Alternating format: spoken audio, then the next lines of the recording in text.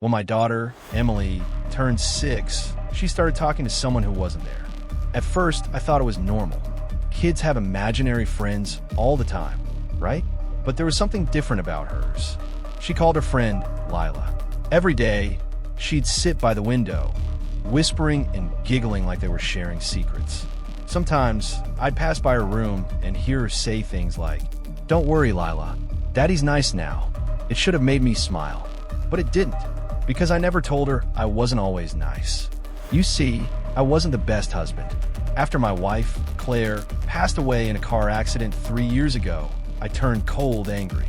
Emily reminded me too much of her mother, and I hated that reminder. I drank, I yelled, and for a long time, I wasn't the father she deserved. But I changed, or at least I was trying to. One night, I walked past Emily's room. The lights were off, but I heard her whispering again. Only this time, another voice whispered back. It was faint, like someone speaking through static, but it was real. I pushed open the door slowly, peering inside. Emily was sitting cross-legged on the floor, facing the dark corner near her closet. "Who are you talking to, sweetie?" I asked. She turned to me, her eyes wide with surprise. "Lila," she said softly. "She wanted to meet you." I forced a smile. "Well, tell Lila it's past bedtime." Emily frowned. She said she already met you. A long time ago. The air in the room seemed to thicken. I laughed nervously. "Oh, really? Where did we meet?" Emily tilted her head like she was listening to something, then whispered, "The night Mommy died." I froze. I didn't say a word. I couldn't. Because that was the night I crashed the car. The night I'd been drinking. The night Claire never made it home. Emily didn't remember. She was too young. Or at least, I thought she didn't. "Sweetheart," I said, forcing calm, "you must have heard me talking about that. Lila's not real."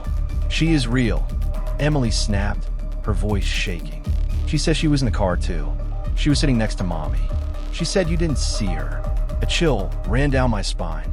I turned off the light and left, trying to convince myself it was coincidence.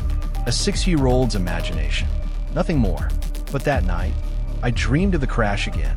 The screeching tires, the impact, Claire's scream, and in the back seat, through the smoke and broken glass, I saw a little girl, pale skin, black eyes, smiling.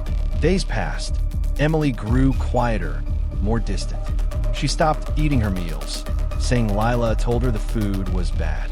When I asked why, she said, "Because it's poison." When I told her that was nonsense, she screamed so loud the neighbors came knocking. I started keeping my distance. But then one morning, I found something that made my blood run cold. On the kitchen table was a drawing Emily made. Stick figures, me, her, and Claire. But next to Claire was another figure, a little girl with black hair and red eyes.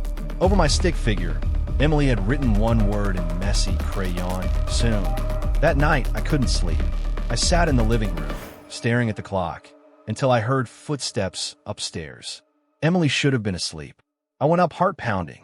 Her door was slightly open, the glow of her night light spilling out. She was sitting on the floor again, whispering to the corner.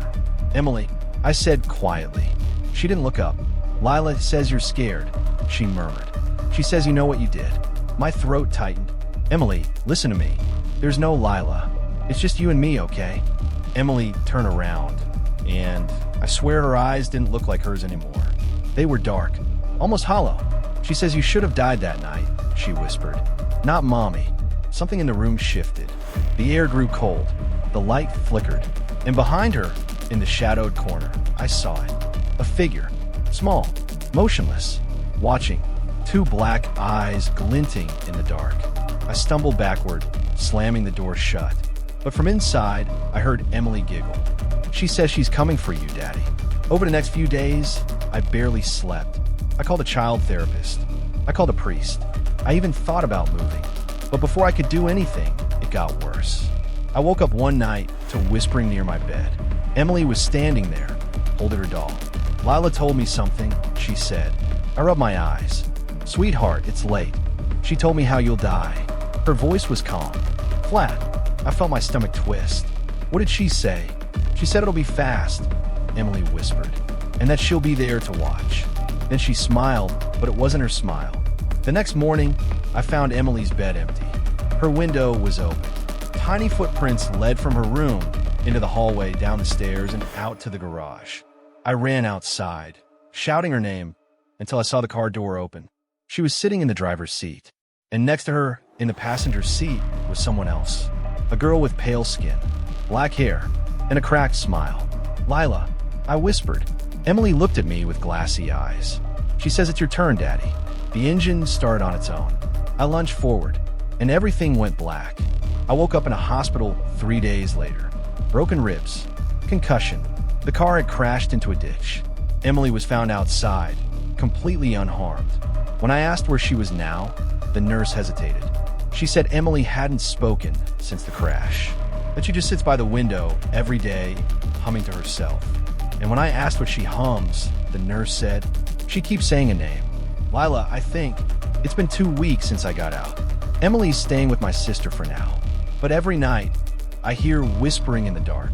And sometimes when I look into the rear view mirror of my car, I see a little girl sitting in the back seat, smiling, waiting." Lila didn't just tell Emily how I'll die. She's making sure it happens.